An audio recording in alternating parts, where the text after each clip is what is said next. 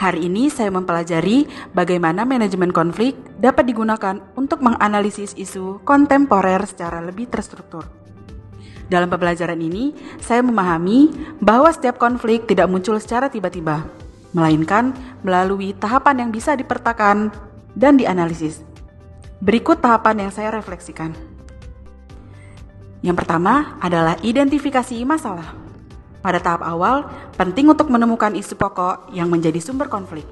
Misalnya, dalam isu kontemporer seperti perbedaan pendapat terkait kebijakan publik, saya belajar untuk melihat akar permasalahan yang sebenarnya, bukan hanya gejala yang tampak di permukaan. Selanjutnya adalah analisis penyebab konflik. Setelah masalah teridentifikasi, saya memahami bahwa konflik biasanya disebabkan oleh perbedaan kepentingan, nilai, atau keterbatasan sumber daya. Di tahap ini, saya belajar menelusuri faktor-faktor penyebab utama agar analisis lebih mendalam dan tidak sekedar menyalahkan satu pihak. Selanjutnya, pemahaman perspektif pihak yang terlibat. Saya menyadari bahwa dalam setiap konflik selalu ada lebih dari satu perspektif. Dengan mempelajari tahap ini, saya mencoba untuk menempatkan diri dari sudut pandang masing-masing pihak, sehingga dapat memahami mengapa konflik itu terjadi dan bagaimana dampaknya dirasakan. Selanjutnya, pemetaan dampak konflik. Di tahap ini, saya berlatih memprediksi dampak konflik jika tidak segera diselesaikan, baik dampak langsung maupun jangka panjang. Hal ini membantu dalam menentukan prioritas solusi. Selanjutnya adalah perumusan alternatif solusi. Saya belajar bahwa solusi tidak hanya satu arah. Dengan menimbang berbagai alternatif, kita bisa memilih strategi penyelesaian yang lebih adil, realistis, dan dapat diterima oleh pihak-pihak yang terlibat.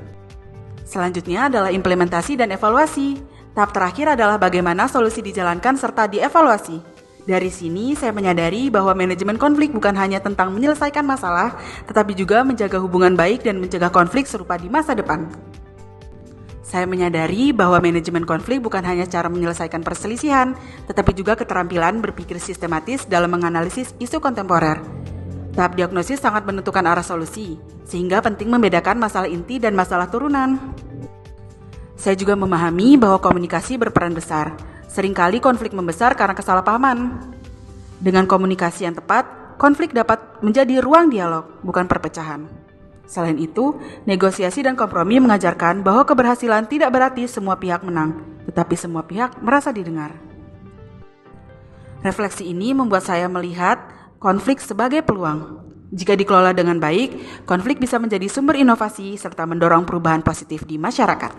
Sekian yang dapat saya sampaikan, terima kasih.